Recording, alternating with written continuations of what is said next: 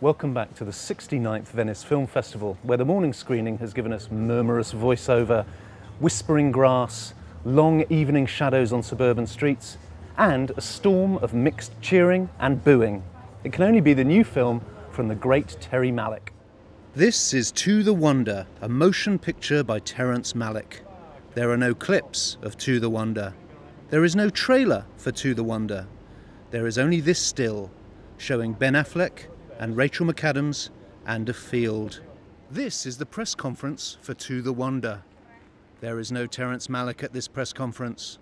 There is no Affleck or McAdams at this press conference. There is no field. It is left to co-star Olga Kurylenko to explain what it's all about. Love sometimes is eternal, and probably, at least I know for my character, this love is eternal. Separation doesn't mean the end of love. Very often it happens that people love each other, but that in an everyday life they're incapable of coexisting. Peter, a polarising response from the new Terrence Malick film, just as it was in Cannes with The Tree of Life 18 months ago. It was. I've got to say, I didn't hear many of the cheers you were talking about. I really thought there were many more jeers and boos. And it really baffles me, how is it that Terrence Malick always gets booed? Some of the most mediocre and insipid rubbish here and anywhere else is heard in reverential silence. Are you able to sum up the plot of this film for us? I will do my best. I will do my best. Neil, who is a regular American guy played by Ben Affleck, he has a passionate affair in France with Marina, a joyous and defiant free spirit played by former Bond girl Olga Kurylenko. She has a 10-year-old girl from a relationship. Neil gallantly offers to bring them over back to the United States with him and set up home. This they do in picket fence, Middle America, Terrence Malick's own heartland.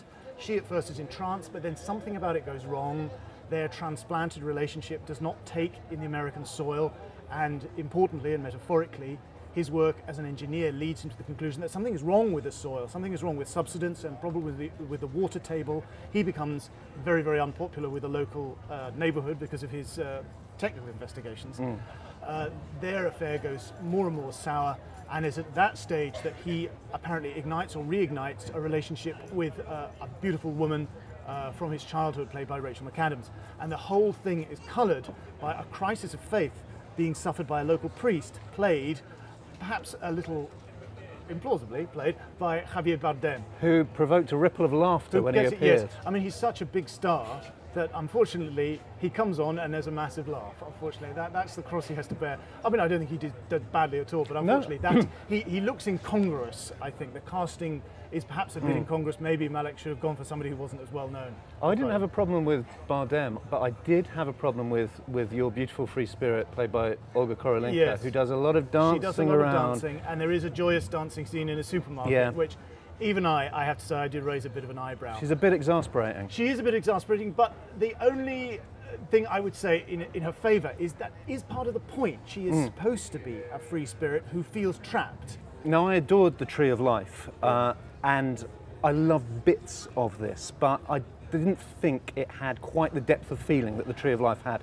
And the central couple, I couldn't work up much sympathy for them. It's not as good as Tree of Life. It's kind of like a B-side to The Tree of Life. It is, yeah. But still, I think, a very interesting, powerful film from a very distinctive filmmaker. And a flawed Terrence Malick film is still a Terrence Malick film. Yeah, sure. I mean, it's still in a different league to all the other humdrum, boring, dull stuff we're shown. So I'd rather watch that than lots of other stuff any day of the week. Where Malick shoots for the stars, director Bernard Rose sticks to the road. Boxing Day is his two-handed drama from the front line of the American recession, touring the snowy wastes outside Denver, Colorado.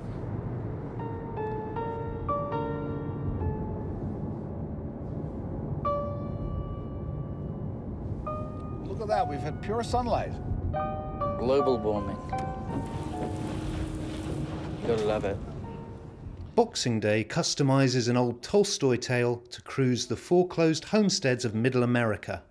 Danny Huston is the amiable, amoral wheeler-dealer, shuttled through the mountains by Matthew Jacobs' wheedling British driver. These two men have no great affection for each other, but when the road gets tough, who else is going to help? We're just amoebas. I'm not an amoeba. Yes, you're a virus. No, well, if I'm a virus, you're a blood disease. Well, it's basically It's the same thing, isn't it? yeah, that's right. We agree on that. Peter, more Tolstoy from Huston and Rose here. Yeah, I mean, I think this ongoing Tolstoy project is one of the most interesting things kind of happening in independent cinema. If you'd have told me somebody wants to make a series of modern day Tolstoy adaptations with Danny Huston, and it has to be Danny Huston in the lead, I would say, well, that's kind of a stretch. You're going to pull that off. And so far, Danny Huston and Bernard Rose have pulled it off really terrifically well. We've had Ivan Ilyich, which has become Ivan's XTC, the Kreutzer Sonata 4 years ago, and now Tolstoy's 1895 tale Master and Man, which has become this really intriguing, very intimate, two-handed, slow-burning tale set in modern-day Colorado. I thought it was terrific. I mean, I think it helps if you know of Tolstoy and if you're sympathetic to what he's trying to do. If you really don't know anything at all about it, you might find it a tiny bit baffling, because this movie, it doesn't have much of a conventional three-act narrative arc. It just unfolds in real time. It's the comedy of embarrassment, though, Yes. isn't it? And this Yes, that's awkward true. relationship, this scratchy relationship. It's an incredibly awkward relationship of two people who aren't very nice, they're not very sympathetic.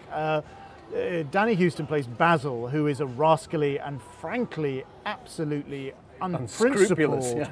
property developer who cons an old lady into using the church's roof mending foundation fund as his loan guarantee without ever telling her. And you know that she's not getting it She's back. not getting a penny of this back.